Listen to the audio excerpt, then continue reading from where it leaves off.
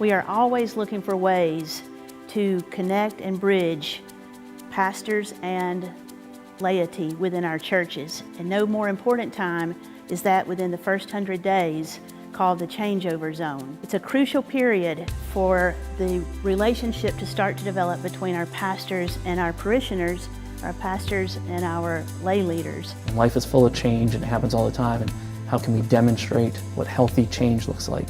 How can we mourn our loss and celebrate what's to come? It made a significant difference in how things were done. The fact that we could go, that we were introduced to Henry beforehand, it made a big difference, I think. Most people in a church probably don't have experience that can go along with a pastoral transition, and so there are really many people in the community you can tap into, especially for a healthy, structured change that we want to achieve. What this process of the changeover zone, working with Jim Ozier and the transition, learning about passing the baton was just a really helpful metaphor. I'm a sports junkie, so when he started talking about, people don't just stop when they're running a race and pass a baton, they keep on running. Well, if that's the case, then why should we as our churches, as we get ready to make a transition, stop everything that we're doing, move, slowly start back up? This puts, dare I say, some intentional method back into that move, to give you a process, to give you some ideas, to give some fun ways to introduce yourself, whether it's a silly cell phone video, whether it's receiving some wonderful handwritten cards from your kids, whether it's getting the opportunity to go and sit in someone's home, to be much more relaxed, because people are much more likely to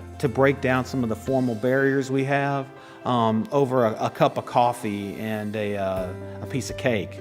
Individuals eventually opened up and really shared their dreams and their hopes and their desires for where the church might be and what it might look like, what we loved about it, where we might be struggling. And so it was just a great opportunity to sit in a more comfortable atmosphere.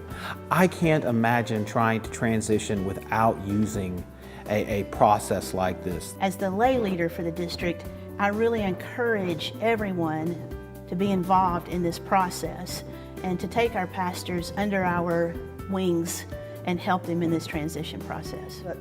The baton was a visual reference. You passed the baton, you were passing a lot more than the baton, of course. To me, the baton really represents the legacy of ministry that's been going on at Edgemont UMC that I'm now getting to join. You're participating in the work God has done through the Holy Spirit of this church that goes back 60 years. This helps us celebrate and grieve better. Just go with it. Just go with the plans that were given, the ideas that were given. Just go with it. Some things might feel a little awkward.